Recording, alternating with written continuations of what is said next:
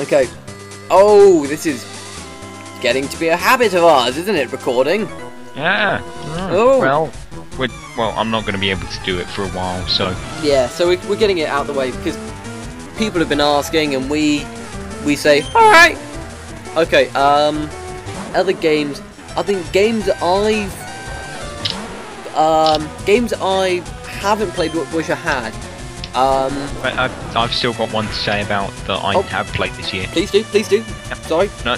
This is one that I am extremely late to the party. It's an extremely popular party. It's a party that so many people have said, oh yes, it's brilliant, you should play it. And that is Final Fantasy VII. I finally got around to playing it this year. I got it in, I think, March. I bought it as a present by my parents. They were out and they got it for me. And then the problem is, the thing is I had it. I put it in. I was playing it. I was having fun with it. I was playing it with a weird controller that hooks onto your hand, because I have a fond fascination with weird controllers. Oh, it's awesome. But yeah, and I injured myself playing it, which was interesting. But the thing is I got through it. I got quite a ways through it. I got at least 7 hours through. Like, it said a lot more than that because I constantly fell asleep playing it, so my playtime was like 40 hours when I'd only been playing for about 12. But then my PS3 and Sony, they happened, and they bricked my PS3 with their latest firmware update, and they killed it, and they said, oh yes, well we'll have to replace your console because it's not reading any discs, any media, not connecting to the internet, and everything you boot which just says nothing except operating the menu. So what I had to do is I had to change my PS3 for a new one, and I'd lost all that save data, and it took me ages to get back to playing that game, which I finally did about 2 weeks ago. I finally started up again, and I played it, and I loved it.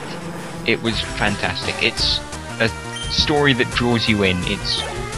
It's simple graphics which don't take away from the actual game. It's none of this, oh wow, hey look, no, you get weird little guys with enormous forearms and pipe cleaner arms and pipe cleaner hands being possibly raped by bodybuilders. It's charming, hilarious, not as much as Little Big Planet or anything like that. It's intriguing, it's a great game, and the main reason I started playing it was because I finished its prequel, which was Crisis Core Final Fantasy VII on the PSP, which I bought in May, in May when it was released. No, it wasn't released, it was released in March. No, what matter. No, but I bought that, I played through it, and that is the only game I've ever cried at the end of. That and Kingdom Hearts 2. Those are the only 2 games I've ever cried at. Brilliant. Really? Crikey. Okay. You're great.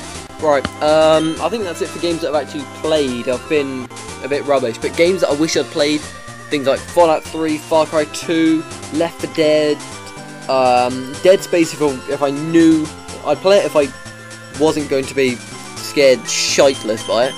Yeah, same. What else was there? Prince of Persia, still need to play that. What you're thinking this Tomb Raider? time is, I wanted to play Fallout 3 because I liked Oblivion.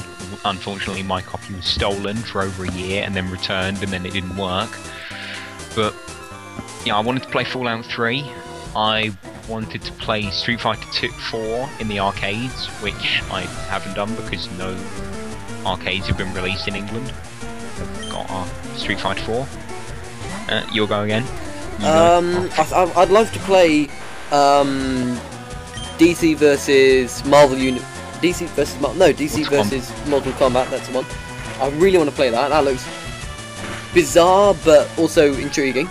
There are a couple of Xbox Live Arcade games that I need to download, like Braid and Castle Crashers Braid. And Castle Crashers is very good. I should have added that to my What list. else is there? There's Still hair in this game.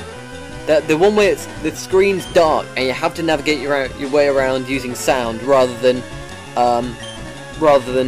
visuals. It's more what you can hear and what and how it's a dark environment, and you move around as a big monster, and you get closer to your targets by listening to them, which that's intriguing. Another game that I wish I'd played. I'd love to see what Echochrome is like. That looks amazing. I can't do it. Confusing. It just doesn't work with my brain. I see things, those perspectives, they don't work with my head. It's part of being autistic, really. It's just, my brain doesn't work in that way. I just see it as the 3D image. I don't see it as flat and stuff. It's weird. What else? Well, you take a break, I'll go. No, the one game that I feel that I wish I had played this year, and I so badly want to, is Metal Gear Solid 4. I wanted to know what all the hype is about with that. I know, the thing is, I've got it. It's sitting right there in front of me in my games case. It's sitting there next to Ratchet and Clank, which is one of my another game I'd love to have played. Yeah, that's good. No, but the thing is that I've heard so much about how great the story is that I had to actually go off and find a copy of the first Metal Gear, and which I couldn't do in the end. I had to watch all the cutscenes on the internet, and then I've got the copy of Metal Gear 2, which I bought for less than £2 in a shop, of all things. Not even in a car boot sale, but in a shop it was less than £2. But the thing is, I can't really do the gameplay. It's the controls are all weird and stuff. So I've only played it a couple of times, and I didn't quite get it then. I think it's always really quite confusing. It was. Apparently the controls in 4 are a lot better, because they're more Western, rather than the circle button being everything, which I hate. No, but I've got Metal Gear 2, I'm trying to play through that, but it's just, it's a grind for me. It's not winning me over, and the only reason I'm still playing it is because I've got Metal Gear 4 coming up, and I want to see the graphics, and I want to see the storyline, and I want to play through that and see what the experience of that is. Okay, your go. Oh, I don't know. Shall I again then? Name some more games. I'm just thinking. I don't know. So can we get onto? No, we'll do that next part. I've got one more I think that I would like to have played, and that's The Force Unleashed. Oh. Even though I've heard some bad things about it, I wanted to talk about that. Including the breakdown of Matt's mind while he played through it. I have fallen out of love with that. I could forgive it before, but I've completely fallen out of love with it. I tried going through it on hard, and it was hilarious. The second boss, no. Yeah, we were in private chat on the back. I was just listening to him, and he was just like, you fucking, why are you doing this? I eventually, what is that? I think I screamed at it, and he just went, for fuck's sake! Turned it off, and just went, and had to sit in the fetal position for quite a long time. Yep, it was hilarious. Oh, I've fallen out of love with that. I cannot. The Exodus, I can't be asked to go back to it. I thought I gave it a couple of months break, and then thought, you know what, I'll go back to it, I'll see what it's like, maybe I haven't played it enough, and immediately was punished by it. I don't like, anything that I could have forgiven before, I now hate.